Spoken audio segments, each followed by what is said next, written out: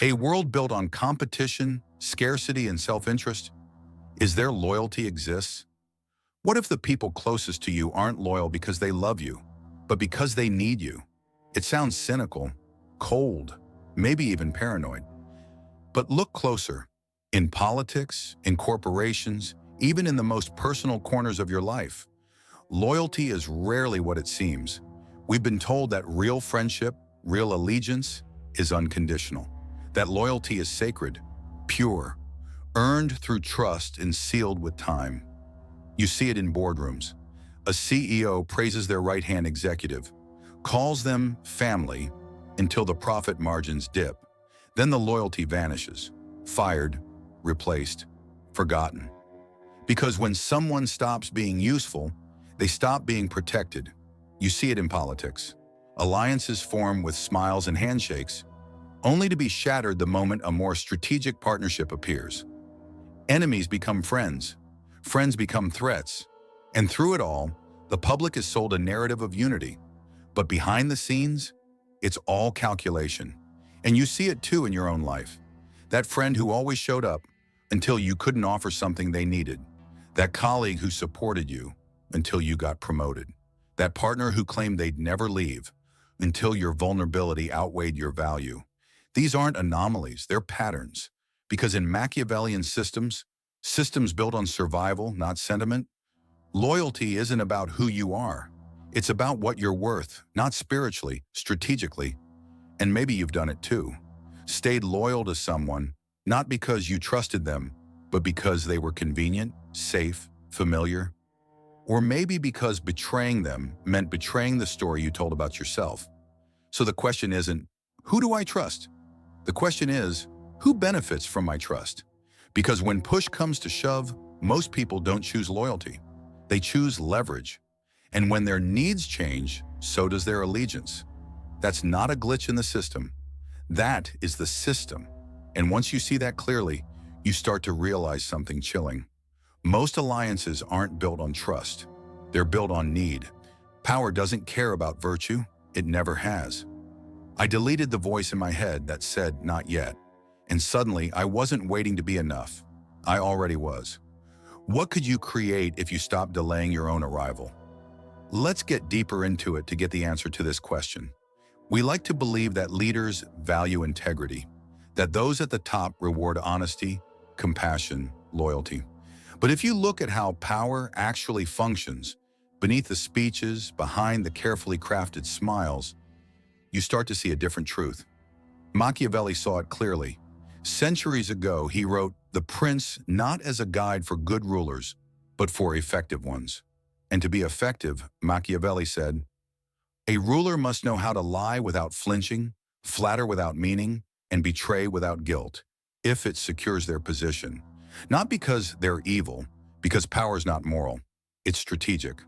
Machiavelli didn't believe that leaders should be monsters, but he knew they needed to be able to act like one, when necessary. That's why in every era, the most successful rulers haven't been the kindest, but the smartest manipulators of perception. They don't surround themselves with friends. They surround themselves with tools, people who serve a purpose, people who can help them climb higher, people they can discard the moment they're no longer useful. You see this every day, even now. Politicians campaign on friendship and loyalty, on unity and service. But behind closed doors, they broker deals, trade favors, and prepare for betrayal. They'll stand beside a colleague on stage, smiling wide for the cameras, then leak their secrets the next morning if it buys them power.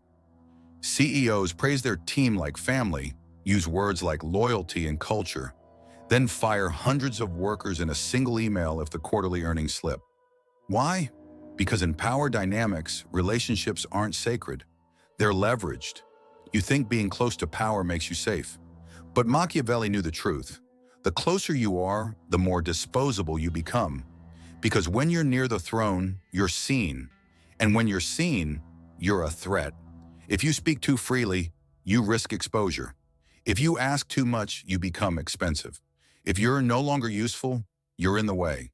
And the ones who survive, they learn to stay silent, to serve, to smile, until the moment they're no longer needed. This isn't paranoia, it's design. Power protects itself, not with friendship, but with function. You're kept as long as you help, replaced as soon as you don't. And no matter how many times they promised otherwise, one rule always holds. The promise of loyalty ends the moment your usefulness does. They call it friendship. That's how it starts. They laugh with you. They listen. They say the right things. They show up when it matters until it doesn't. Because beneath the kindness, the check-ins, the shared inside jokes, something else is happening. They're learning you. Not to know you, but to manage you. You don't see it at first, because they're warm, because they tell you they care, because they say the word loyalty like a promise, when really it's a strategy. That's what makes manipulation so effective. It never feels like control until you're already under it. You comply faster when it sounds like love. Machiavelli understood this long before the field of psychology caught up. He wrote that rulers should appear virtuous but act with calculation. That kindness can be a tactic. That friendship, when used wisely, is one of the most powerful tools of domination.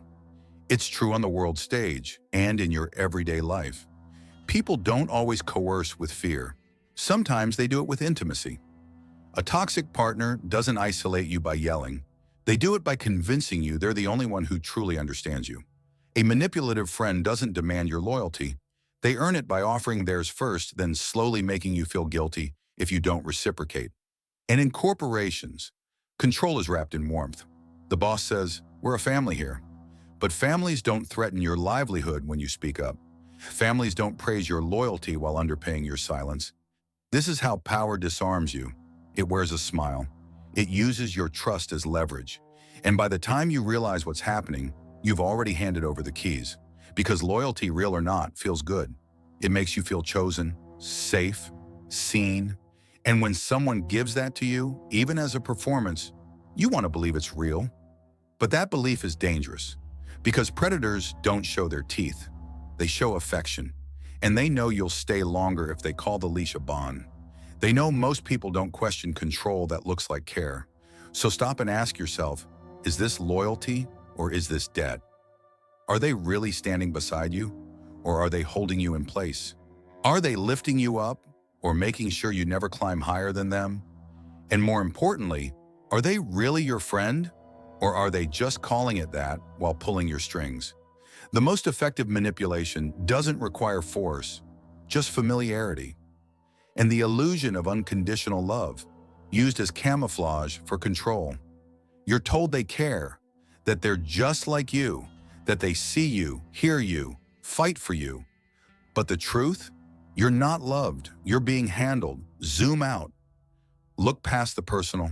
What you start to see is that the illusion of friendship isn't just a trick used by individuals. It's an operating system. Entire institutions rely on this mask. Governments, corporations, influencers, each one playing the same game, using strategic empathy to keep you close, quiet, and compliant. Take politics. Campaigns are no longer about policies. They're about personalities.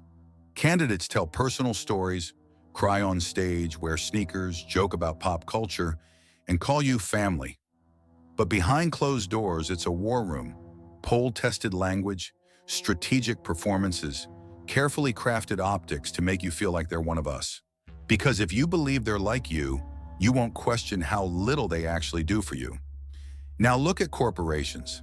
They wrap themselves in slogans about equality, empowerment, and change. During Pride Month, every logo turns rainbow.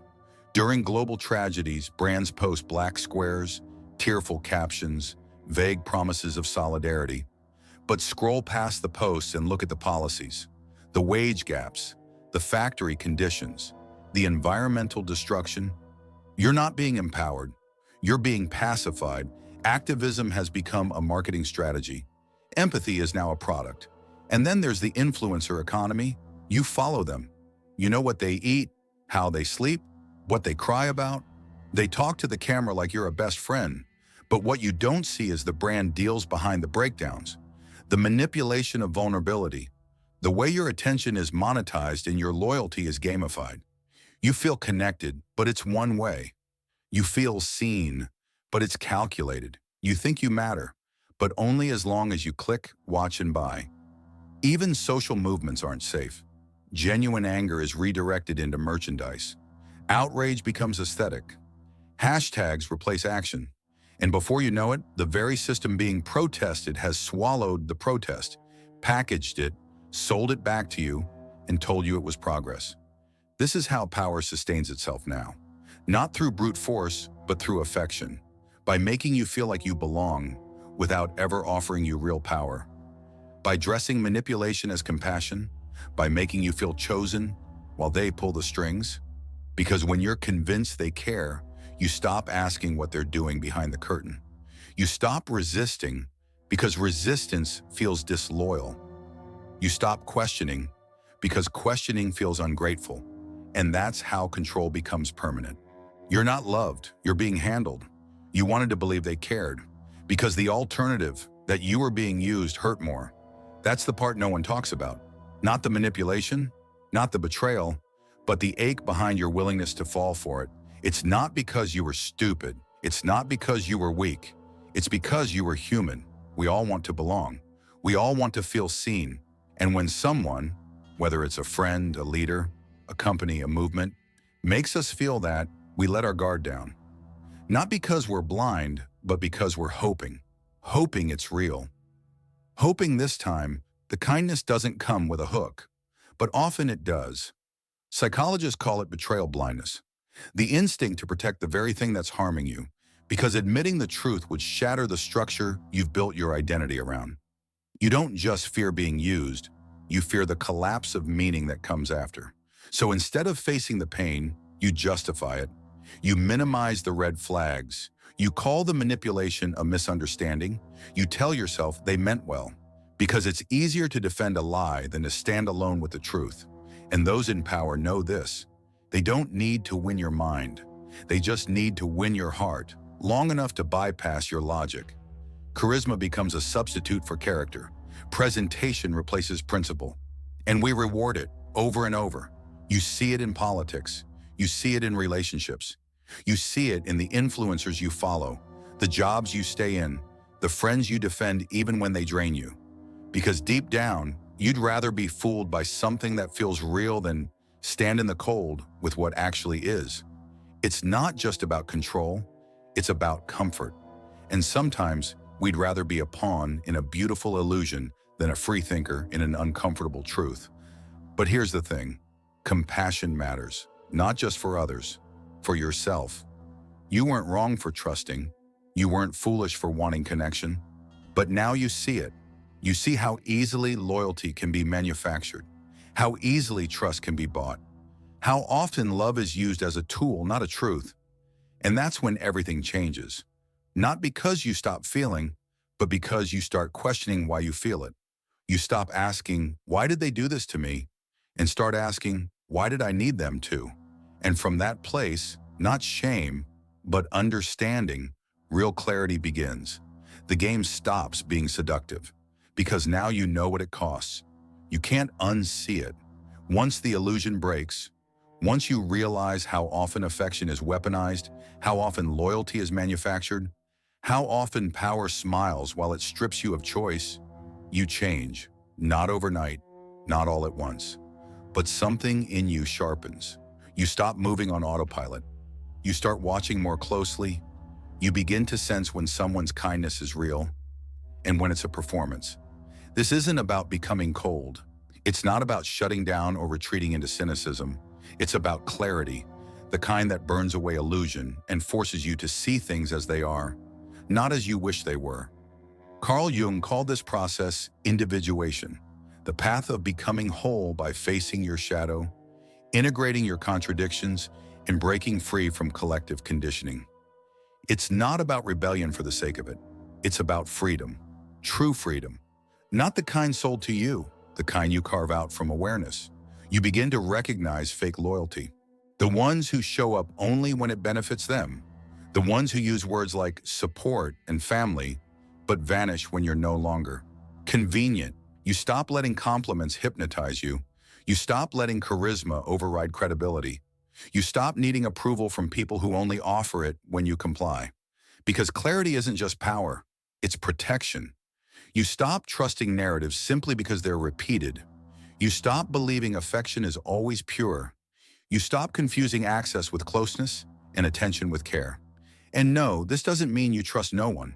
It means you start asking better questions. You don't reject kindness. You just look for the motive behind it. You don't reject loyalty. You just ask what's driving it. You don't reject systems. You just see who benefits from them the most. You stop needing to believe in the mask. And that's where freedom begins. Not from building walls, but from sharpening your vision. You learn to move differently, to speak carefully, to choose who gets your loyalty with more intention, not less heart. Because in a world full of actors and polished lines, you don't need to stop trusting everyone. You just need to stop trusting the mask.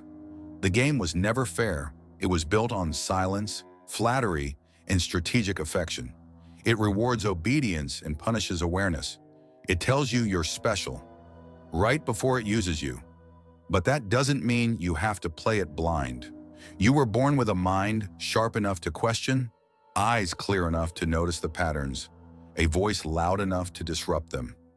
So use it. Don't let the illusion of loyalty distract you from the machinery behind it. Don't let comfort turn you into a pawn, because if you don't choose your role in the game, someone else will. You were born a thinker. Don't die a follower. So now ask yourself, are you the friend they value or the pawn they're grooming? You were born to see through it, to question it, to choose your own path. If this gave you something to think about, subscribe for more truths they don't want you to hear. And if it hit home, leave a like.